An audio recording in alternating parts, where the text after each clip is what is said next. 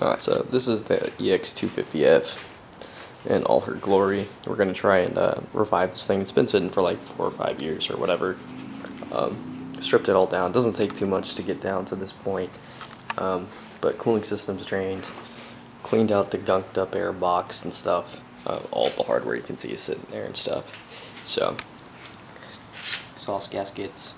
And what is this down here? Oh yeah, the air filter. So, yeah. The only thing we've really done is adjusted the rear ride height, and we got some rear linkage bushings coming because they had a bunch of slop in them. So, pretty much just going through it, just getting it back to like a running state or whatever the fuck. Cleaned the tank out already. Here's our set of carbs. Body's all cleaned and plates all cleaned. Passage is cleaned for the most part. And everything was looking good. Our diaphragms are looking pretty healthy, but I might just throw new ones in there.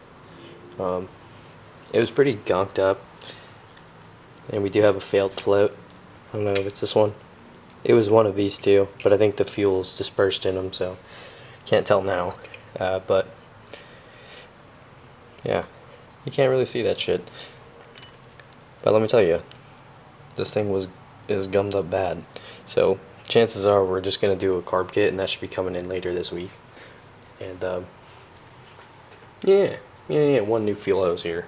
Pretty much it. These are all vacuum for the most part, so if these are old, as long as they're not cracked or, you know, like pinched or anything like that, it should work.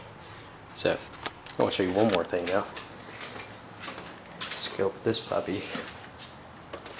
Normally these side markers or your turn signals on the rear end of the older bikes are attached to your, well, in the most case, they're attached to your license plate fender. So what I did was just got some 3/4 socket with some, I think it was 1156 or 1157 bulbs, with some epoxy in there, attached to your, you know, your bullet connectors, and they should stick right up to your wiring right here. So yeah, stuff like that is really cool on these bikes because it only takes like half an hour to do. So yeah, should expect an update on this bike next week, but we're not doing a series for this shit or whatever. It's just gonna be like a one and done type thing. So yeah, stay tuned.